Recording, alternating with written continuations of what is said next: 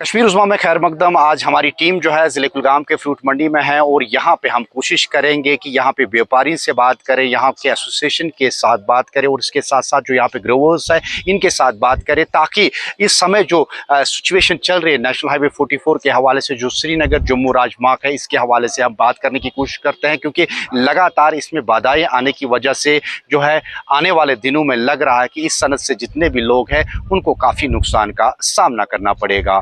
हम इस महीने में कभी 2 दिन, कभी 4 दिन, कभी 1 दिन पूरा, आप समझो ये पूरा बंद रह, मंडी पूरा बंद रहती है। जब लेने वाला कोई होता नहीं है, देने वाला कोई होता नहीं है, माल फड़ों पर सड़ रहा है, आप समझो ये मंडी अक्सर बेशतर सारी मंडियां बंद रहती हैं। जब लेने वाले ही नहीं है, जब गाड़ियां नहीं मिलती हैं, माल रास्ते में सड़ जाता है, गाड़ी वाले को 15 दिन लगते हैं, 10 दिन लगते हैं, तो वो माल सड़ जाता है। आप समझो ये मंडियां भी बंद है और सेब का कारोबार सब खत्म हो गया इस साल। हमको कुछ नहीं लगता, हमको इसका कुछ नहीं लगता। हम तो बार बार सारे हुकूमत से भी इल्तिजा की है, उनको बताया रास्ते का कुछ कर दो, लेकिन उन्हें कभी इसमें कुछ लगता नहीं है वो हमारे हक में कुछ कर सकते हैं।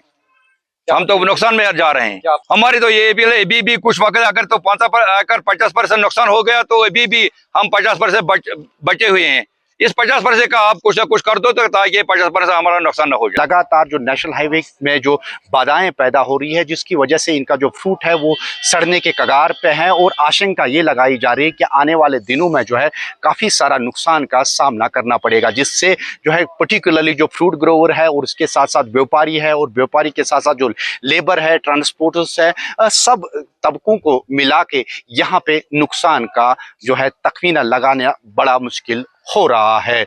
इन्होंने एक बार फिर एलजी प्रशासन से, चीफ मिनिस्टर से और इसके साथ साथ वज़ीर आज़म से एक बार फिर मदद की गुहार लगाई है। कश्मीर उज़्मा के लिए मैं फ्रूट मंडी कुलगाम से अजहर हुसैन।